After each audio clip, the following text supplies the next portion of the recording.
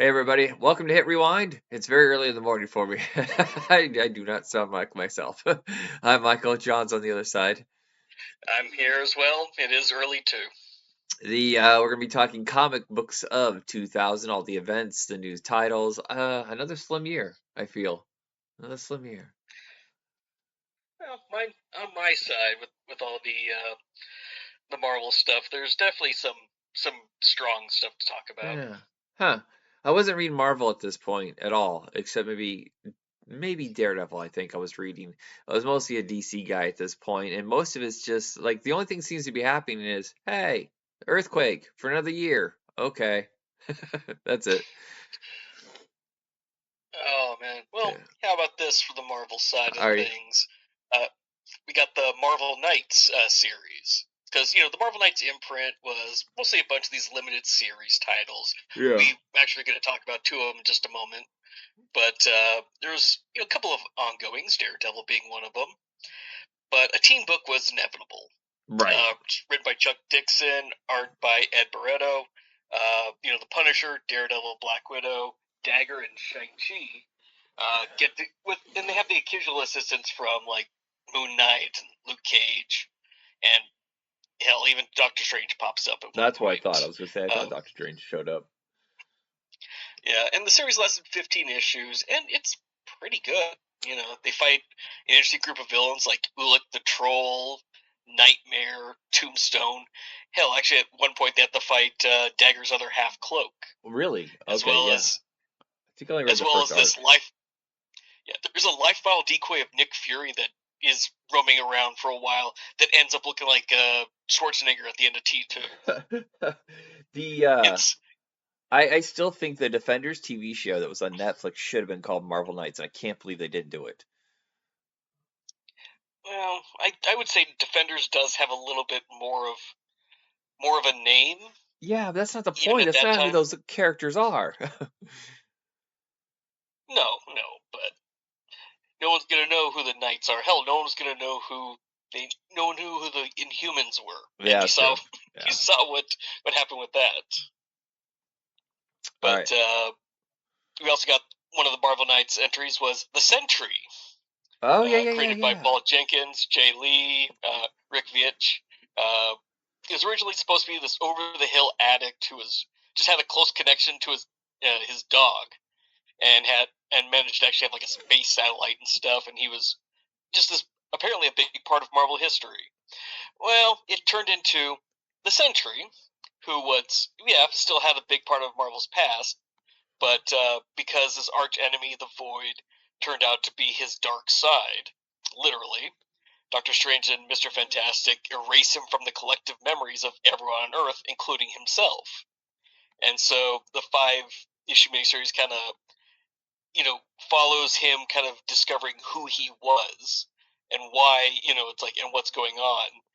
And it got expanded into like a group of other one shots that kind of explained how integral he was to everything. Huh. And this guy did eventually pop up. He's in the Thunderbolts movie, and He yeah, was he part of would have also be. the Mighty Avengers, I believe, the Frank Cho drawn series. If he was in the New Avengers, yeah, then because they become the Rogue team, he's in the Mighty Avengers and the Dark Avengers. And then they kill him and bring him back, and it's comics. Yeah. But yeah, it's a. I do not like this series, but I do think the character is kind of interesting. Uh-huh. Yeah. See, we got Garth Ennis's Punisher. Oh my God, because I'm sorry, Yeah. I love Bernie Wrightson, but that was weird. That was weird. Oh, well, it's like after that really terrible 4-issue run where Punisher's the agent of heaven Yep. fighting demons and shit, uh, we get this, which is honestly quite possibly the best run on the Punisher ever. I probably. Because yeah, and that's just it. It's like it's the first run, and for a little while after, because this is 12 issues, and this is fun. It's like in the vein of Preacher, so it's goofy and twisted, and you have fun, and this ultimately became the basis for the Thomas Jane Punisher film. Yeah. Yeah, the best parts, although I would different say, yeah. villain. Yeah, yeah. Yeah. Uh, but it's at the same time, it's a kind of a back to basis crime story. He's matching Witch with the Nucci crime family, the somewhat unkillable Russian, and this trio of these faux murderous vigilante, you know, right wing psychos, and he's also evading the special police unit led by probably the dopiest cop of all time, Detective Soap, who's just this poor put upon bastard who just screws everything I remember up. this now, yeah. And yeah, and but that's just it. Like this is goofy, and then it continued on for a little while, and then they took it into the R-rated Max line, and I think that's where it became 100% serious. Like it became I'm not gonna say he dropped jokes, but they were few and far between at that point, and it became, oh, I'm doing a crime story now. Yeah. Well, and then at the same time, I believe they launched the War Journal right after that, where it was Ariel Olivetti doing the artwork, and it was comical. Yeah, that was the one where with when like Civil War started. Yeah, he takes a bazooka and kills Stilt Man. Yeah. Oh, that I enjoyed that run too. But yeah. But yeah, there was definitely nothing I don't think anything really tops Ennis. No. It's probably his best storyline. I'm trying to think of anything else that's better, but nothing. Yeah, there's interesting takes. I can't think of his name. Greg Rucka did a great run. Was it Greg Rucka? Yeah, I think it was. Makes sense. Crime writer, yeah. Universe X, which is the second part of the Earth X story. I know we did talk about Earth X on the last show. Yeah, I think I only ever read the free promo that came in Wizard magazine, like a 10-page. Check this out, and that was it. I was not interested. Yeah, here's the thing. It's got Alex Ross art, so it's always worth checking out just for that. But Earth X sucked, and it was diminishing returns after that. So this is even worse. And Paradise X, which follows, is I understand they wanted their kingdom come, but they were never going to get it. Yeah. Let's see. Now, there was a thing called Maximum Security. This was kind of an event. Yeah. Yeah, kind of an event, but also kind of a status quo. Basic premise being, Ego the Living Planet attacks this intergalactic council made up of all the Marvel Universe space races. Professor X and a group of mutant Skrulls that he's rolling with attempt to help, but because they've been fucking with the Skrulls and their business, and granted, every other time that us Earthlings show up in space, we just kind of screw everything up. All the galactic races decide that, you know what, we need to nip this in the bud, and they erect a force field around our planet to prevent anyone from leaving. They also decide to turn Earth into a penal colony, and they just dump a bunch of alien prisoners on it, as well as Ego himself, who had been shrunken down temporarily.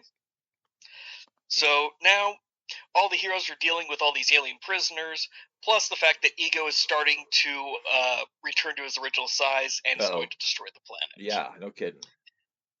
Yeah, now it's like a 4-issue series, like 3 main storylines and a prologue that kind of sets everything up. But like I said, there was this banner over many titles called Maximum Security, which in some way or another would tie into the story. A lot of times it's just, oh, there's an alien of the week type thing. But occasionally, I think it's like Gambit of all things is like an integral part of the storyline. It just like in a couple of pages in his own thing has an important moment, I guess, if I remember when I heard about this right. Because I've never followed the full event. I did read Maximum Security as the event, and I would read a couple of issues, like if I'm reading a comic on the Marvel app, and then all of a sudden, oh, there's a Maximum Security issue. Okay. But I never followed it as it was. I just remember seeing it. I don't think I read a single storyline in it. Yeah. Well, part of the problem is this is kind of a half-baked idea, partially because Kurt Busiek didn't want to do this. He had an idea for this Kang storyline, that would have seen like when the clock rolls over to the year 2000, everything and everyone gets reset to the year 1900. Huh. Mm. And now this beginning of the 20th century versions of all the Marvel characters had to kind of figure out how to set things right.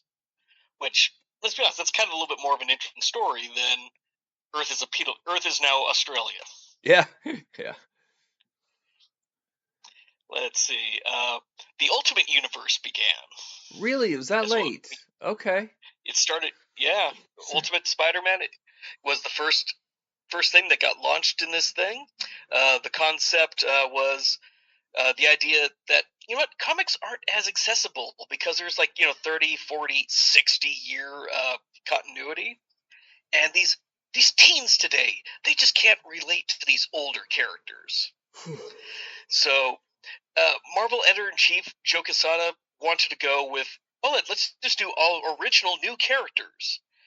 And because there was a thing that was released called Spider-Man Chapter 1, which was like a retelling of older Spider-Man stories and stuff. Yeah. And it did not do well. No one liked it.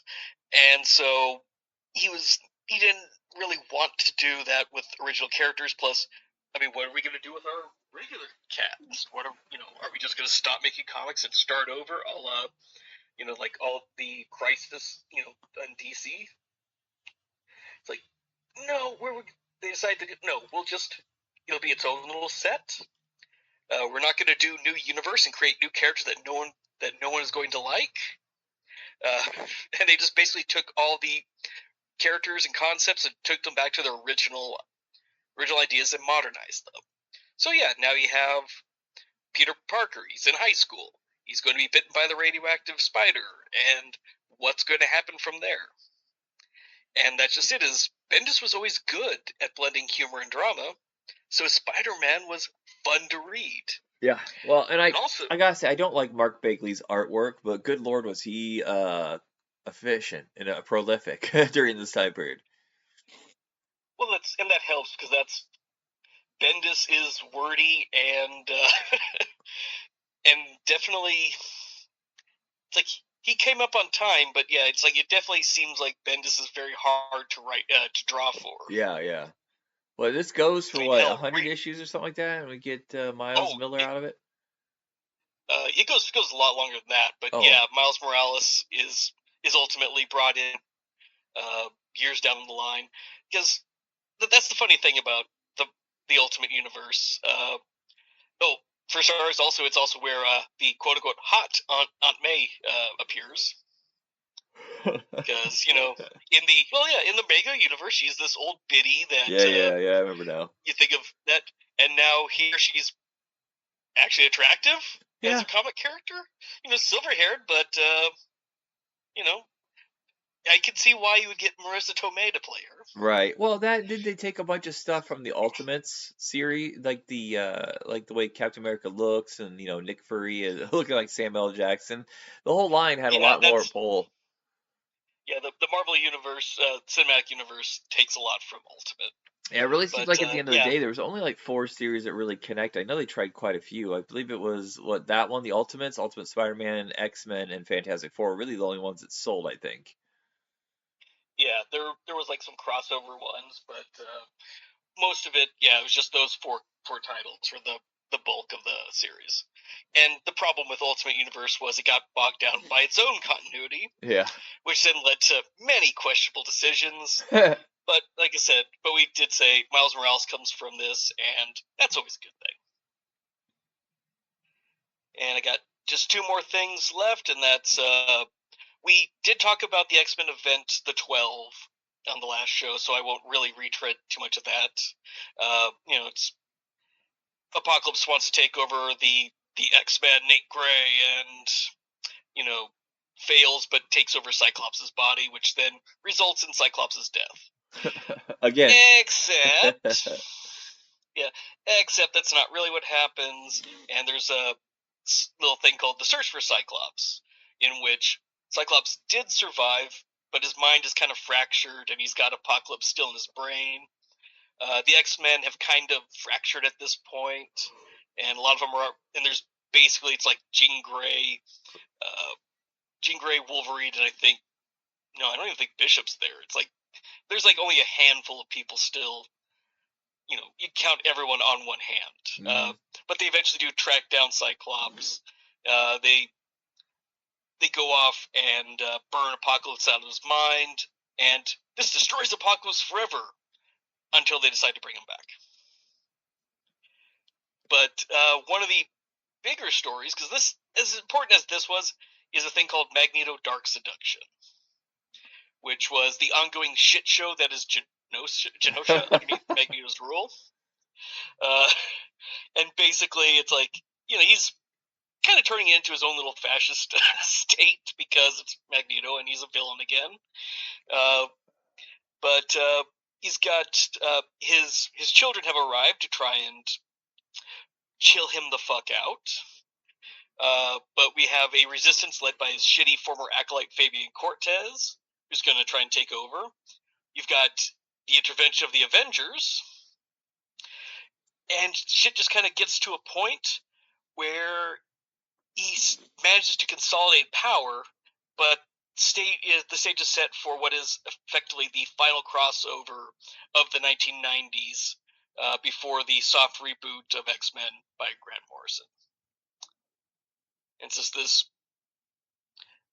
this political story with Magneto trying to maintain control over his really poorly conceived island nation for mutants. And pretty good story, actually. Okay. All things considered. And it's also Magneto manages to find a way to fix his broken ass powers because when he flipped the poles during the Magneto War, he fucked himself up. But Marvel definitely had some good things going on, and like I said, the Ultimate Spider-Man series is one of the best reads you can do. Sorry, I was yawning. So is it my turn? It is your turn. Look, nothing major in the DC universe. We still have Cataclysm. Now it's in No Man's Land, which I think goes for 2 years. We have the debut of Batgirl, the Cassandra Cain version, which she was silent for the most part because she just was never taught really how to talk. She just spoke in movements and stuff like that. I thought that was a really good take on the character, gave it something fresh. She was more like a ninja. I don't know if it's still going though. I feel like they got rid of her. Am I wrong? Did they kill her off? They killed her off. They did bring her back. Of course they did. Yeah, it's like I'm trying to remember. I think in the current thing she is a Batgirl. Okay, because I remember but it's like they keep rebooting the universe, so I don't know what's canon and what's not canon. Yeah, it's like because after they did the post New 52 stuff, I think that's when she was brought back as a character. But yeah, it's like I haven't read too much DC, core DC anyway. Yeah. But God, No Man's Land was such a fun story. And Emerald Allies is going on, and that is the storyline of basically like the Green Lantern doesn't know who he is, Kyle. So it's a whole year of him just traveling all over the country, just like the whole Green Arrow, Green Lantern, and it's lots of fun team ups with characters that you've never seen him with. I actually really like the Connor Hawke Green Arrow, and I think a lot of people really shit all over it. And it's basically been washed away because I think it's the next year, I think, is when Kevin Smith comes in to bring Ollie back. Yeah, I think so. Although in that run, they're partners. I know, but it's just kind of pushing him out. And I really like Connor because he was completely different. He was a Buddhist, martial artist. He was kind of shy. He didn't have like the loudmouth, womanizing ways that his father had. Yeah, it's like I'll be honest, I haven't read a ton of Connor Hawke stories, but he did seem a fairly interesting counterpoint to his. Well, actually, as if you're going to do like the Green Arrow Green Lantern partnership, that was definitely they definitely had an interesting dynamic between the Kyle Rayner version as opposed to their fathers Kyle Rayner's father. The very end of this year into 2001, it crosses over to the whole Batverse. is Connor Hawk is being hunted by this whole kung fu like iron monkey mask wearing guys that want to assassinate him because he accidentally killed their leader. And it goes all over Gotham. So Batman and Nightwing and Robin are teaming up with Green Arrow to fight. And turns out Lady Shiva is the head of this new clan or whatever. You know who Lady Shiva is, right? Oh yeah. Yeah. So it's a whole thing where she's like, you killed the greatest martial artist in the world. I am now at the top of it, or whatever. I have to take you out, or you have to challenge me. He's like, I don't want to do this. This is stupid. She's like, you don't have a choice. And for the first time, I was actually kind of surprised Batman had to step in. No, Robin stepped in and said, I saved your life once. Spare Connor's life. And I thought that was kind of like a humanizing moment because in comic books they always like, oh, I found a way to defeat them. No, it's just like they had to use a cheat loophole in order to save his life. I thought that was kind of cool. That's something I probably have to see if I can find back issues of. It's in the Nightwing compendium, the first one, and you can get that pretty cheap now. Okay. There's a storyline that no one ever talks about in the DC universe during this time period. And I think it's a hell of a miniseries. It's one of the few graphic novels they really still hold on to. It was called JLA Act of God. And it's a what if story kind of thing. What is theirs called? Not what if. Theirs is called Elseworlds. Elseworlds. Where what if everybody that had powers they were born with lost them? And all that's left are the heroes with techno powers. And I guess no one ever noticed before that most of the DC universe, the technology based people are villains. And they basically slaughter all the heroes because most of them are not prepared. And it's down to like 6 to 8 guys who are using technology like Blue Beetle, Booster Gold, and some others, Batman, to save the world. That was a really interesting story if you take all the major heroes and wipe out their powers. Yeah, actually, that that definitely sounds like what I'd want to read. Yeah, I mean, there's no Aquaman, no Superman, no Wonder Woman, and just like down the line. I think there is a Green Arrow or a Green Lantern, a Green Arrow, but you're just talking like Yeah. 10% of the DC heroes seem to be technology based, where it seems like it's 75% villain based. Yeah, that was when you brought up as villains. I'm like, yeah, you're right. I can't. It's hard. It's hard for me to think of how many Superman villains alone are not technology based. Yeah. Over into independent comics, we do have the launch. I can't talk. Launch of CrossGen, which was like spending big fucking money getting all these huge writers and artists and trying to launch a universe that had nothing to do with superheroes. Sword and sorcery, mystical detective stories, sword and sorcery, like that kind of stuff. That wasn't being fed into by regular comics because even Image Comics at this point is still mostly superheroes.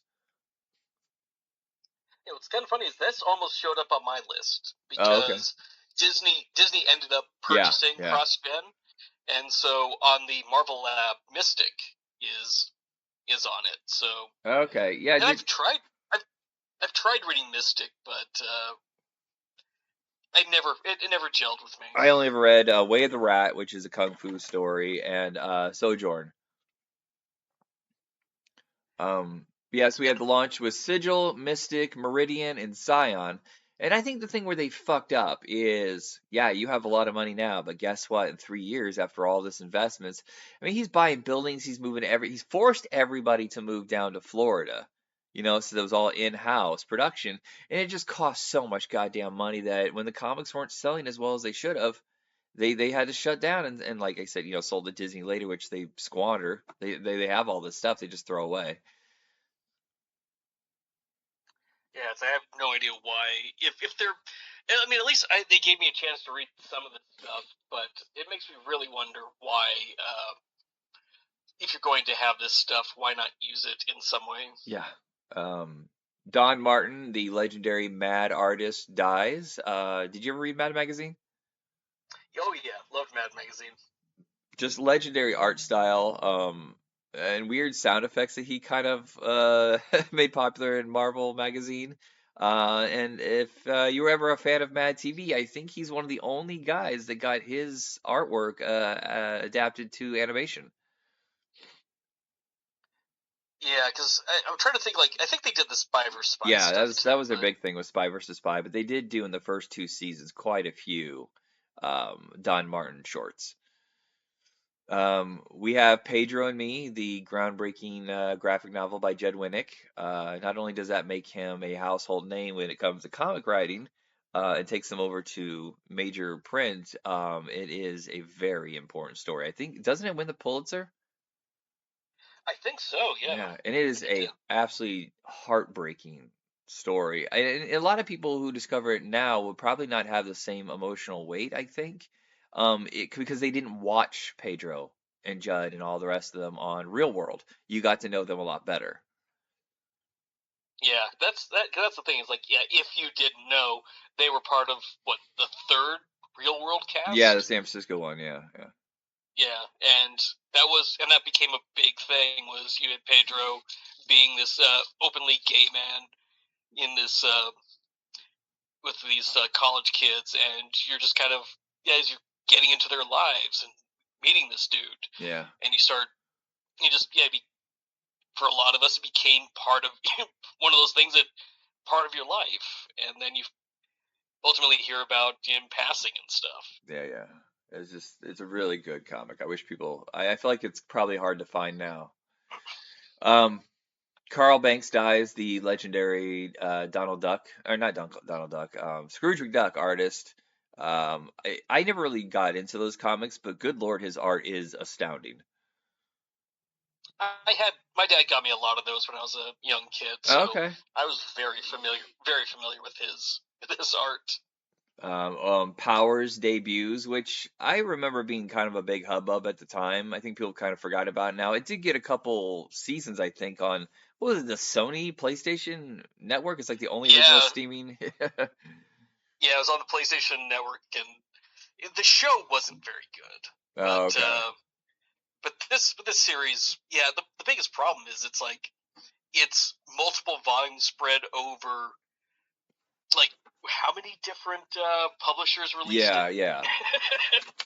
It's the curse of what is that? The one where he has the bat, and it's like he's supposed to be Excalibur. Um, Oh, oh God, I want God, to I say it don't starts with an remember. M. But they did like three or four of them over like 30 years, but totally different distributors. Um, I'm gonna remember like right after I get done recording. And then Yeah, well, no, here, it started with Image and was in it when Image then went to Icon, which was Marvel, and then it's Jinx World. okay, I could have swore it started off with someone else before that. Mage, yeah, the hero discovered, defined, and I don't know, destroyed. um, and so the last thing I want to say is Peanuts. Look, it's not a comic book, but it's comic strips and it's extremely important. But Peanuts ends. Um, my Yeah, God, maybe the most important comic strip ever made. yeah, I guess. I mean, Calvin Hobbes is Considering how, definitely, yeah, yeah, Calvin Hobbes, I would say over that, but because of the length that Peanuts ran and became such a cultural icon, right. Well, I think it's also, Charlie Brown. yeah, it's also the first to get its own animated movie, animated special, and then all the companies that followed after that because they were so successful. I mean, I feel like during the 70s and 80s, every single semi-popular comic strip it got one special, and the merch. Oh my God, and then commercial sponsorship. It just seemed like everywhere for a while. I mean, Peanut still has a following now. You still see it every once in a while, but you're talking in the 80s, that and Garfield were rivaling each other for how much merch they were on. Yeah, well, hell, it's like, I mean, aside from the Prudential commercials, I think it was like A&W Root Beer Yeah, Dolly had Madison them for a as a, while. Yeah. yeah, it's insane how much the Peanuts were a part of the culture. Yeah, yeah. All right, so that is it for me. Anything else you want to say before we go? No, I was glad that you brought up Powers, because otherwise I was definitely going to. Oh, okay. Yeah, it seemed like kind of a slim year. I was really looking around for some good stories to talk about, but it seemed like DC was resting on their laurels, because at the time everybody was like, well, DC's kind of got their shit together, Marvel's not. Marvel's almost falling apart, 2 years earlier with a bankruptcy, or 3 years earlier. And I think that they kind of phoned it in this year. Yeah, it's like, well, they did finally do something that built up what would ultimately be a big money maker for them. Yeah. Alrighty. Ultimate. Yeah. That is it, everybody. Thank you for listening, and have a good one. All right, see you guys.